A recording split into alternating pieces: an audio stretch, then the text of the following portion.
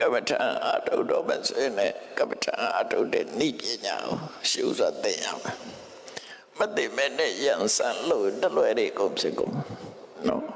အဲ့တော့သမထဆိုတာတတိကယူပေးတဲ့အာယုန်လေးပေါ်မှာစိတ်ကိုကြာရှိစွာထားနိုင်အောင်လုပ်တာသမထနော်ထွက်လေဝင်နေနဲ့လုပ်တယ်ဝိပဿနာကြတော့တတိကယူပေးတဲ့အာယုန်ကိုနားလည်အောင်လုပ်အောင်သဘောပေါက်အောင်နားသူသဘာဝတိုင်းမြင်အောင်လုပ်အောင်မတူဘူးတော့ယူပေးတာကတော့တတိကြီးပဲတတိကယူပေးတဲ့တမာတိကငြိမ့်တော့အောင်လုပ်တာတယ်ဝိပဿနာကြတော့တတိကယူပေးတဲ့အာယုကိုအဖြူအမဲ့အစစ်မှန်ကွဲအောင်စဉ်းကျင်တော့တတ်ရမယ်အဲ့နှစ်ခုကမတူတတ်ဘူးနော်မတူတော့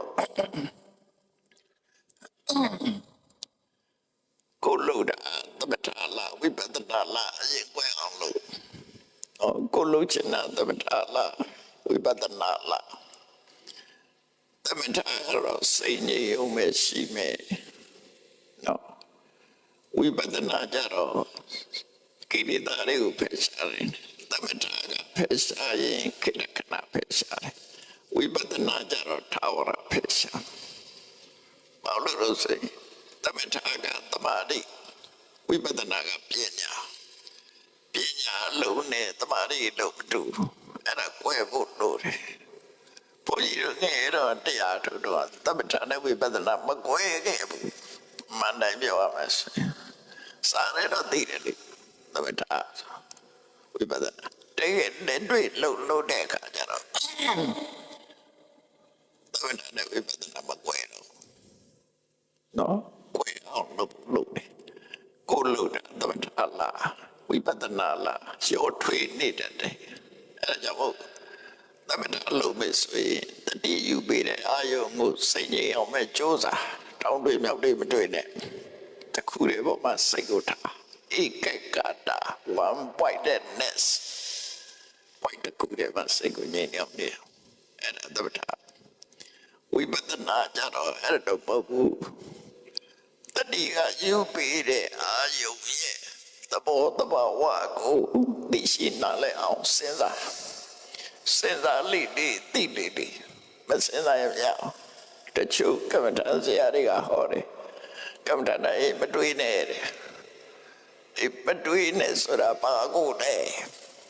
လောကကြီးမှာမတွေးတဲ့နာရှိတယ်တွေးတဲ့နာရှိခွဲတော့ပြောရတယ်မတွေးနဲ့ဆိုတာအိမ်ကိုပြမတွေးနဲ့လောဘနဲ့မတွေ့နဲ့ဒေါသနဲ့မတွေ့နဲ့မောဟနဲ့မတွေ့နဲ့အတိတ်ကအဲ့ဒီပြန်မတွေ့နဲ့အဲ့လိုပဲပြောမတွေ့နဲ့လို့ပြောလို့တွေ့ရမယ်အပါတော့ကိုရှုမနေတဲ့အာယုတော့တွေ့ရမယ်နော်ကိုကြည်နေတာကိုလုံနေတာကိုတော့တွေ့ရလိမ့်မယ်ဟုတ်လားမဟုတ်လားတွေ့ရမှာနော်တွေ့ရကိုသမသင်္ကပ္ပလို့ခေါ်တဲ့နေရာမှာတွေ့မှသိတယ်မတွေ့မသိဘူးတော့ဝတ္တရားကိုတွေ့မှသိမယ်အဲ့ဒါကြောင့်သမသင်္ကပ္ပတော့ပြီးတော့ကပ္ပတနာအထုခသာမှာပစ္စုပန်ဆက်စကြီးကိုသိအောင်လုပ်ရမယ်မဖြစ်နိုင်နော်ရှင်းကျက်လာတဲ့ကတော့ဖြစ်လာအစမတမာတော့ပညာနဲ့သွားတယ်တော့ပညာဆိုတဲ့နေရာမှာဝိပဿနာကမ္မဋ္ဌာန်းအားထုတ်တဲ့အခါမှာ